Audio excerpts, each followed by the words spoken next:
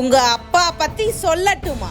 அமித்ஷா அடித்த அடி, வெளியான முக்கிய ஆதார் ராகுல் ஓட்டம். மின்னணு வாக்குப்பதிவு இயந்திரங்கள் தொடர்பாக இந்திய அரசியலில் மீண்டும் தீவிரமான விவாதம் எழுந்திருக்கிறது.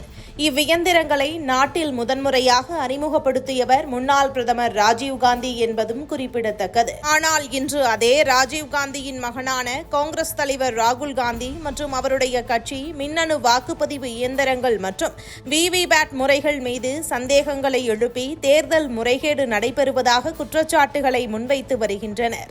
இதன் காரணமாக நாடாளுமன்றத்திலும் பொதுவெளியிலும் இந்த விவகாரம் பெரும் அரசியல் சர்ச்சையாக மாறியுள்ளது. இந்த நிலையில் காங்கிரஸ் தலைமையிலான இண்டி கூட்டணியில் இடம்பெற்றுள்ள தேசியவாத காங்கிரஸ் கட்சியின் மூத்த தலைவரும் மகாராஷ்டிராவின் பாராமதி தொகுதியின் 4 முறை வெற்றி பெற்ற மக்களவை உறுப்பினருமான சுப்ரியா சுலே மின்னணு வாக்குப்பதிவு இயந்திரங்கள் குறித்து முக்கியமான கருத்தை வெளியிட்டிருக்கிறார். தேர்தல் சீர்திருத்தங்கள் குறித்த விவாதத்தின் போது அவர் பேசும்போது, மின்னணு வாக்குப்பதிவு இயந்திரங்கள் குறித்து எனக்கு எந்தவித சந்தேகமும் இல்லை.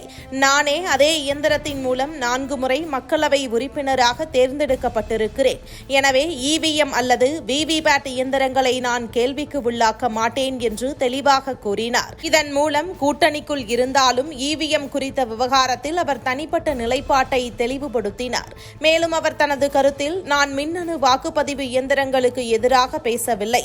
மகாராஷ்டிராவில் மிகப்பெரிய மக்கள் ஆதரவை பெற்றிருக்கும் பாரதிய ஜனதா கட்சியிடமிருந்து ஜனநாயக முறைகள் மற்றும் தேர்தல் செயல்பாடுகள் குறித்து உயர்ந்த தரநிலைகளை எதிர்பார்க்கிறேன் என்று தெரிவித்தார். அவரது இந்த கருத்து காங்கிரஸ் கட்சியின் நிலைப்பாட்டிலிருந்து மாறுபட்டதாக இருப்பதால் அரசியல் வட்டாரங்களில் கவனம் பெற்றது. இதற்கு மாறாக காங்கிரஸ் தலைவர் ராகுல் காந்தி மின்னணு வாக்குப்பதிவு இயந்திரங்கள் மூலம் தேர்தல் முறைகேடுகள் நடைபெறுவதாக தொடர்ந்து குற்றச்சாட்டுகளை முன்வைத்து வருகிறார்.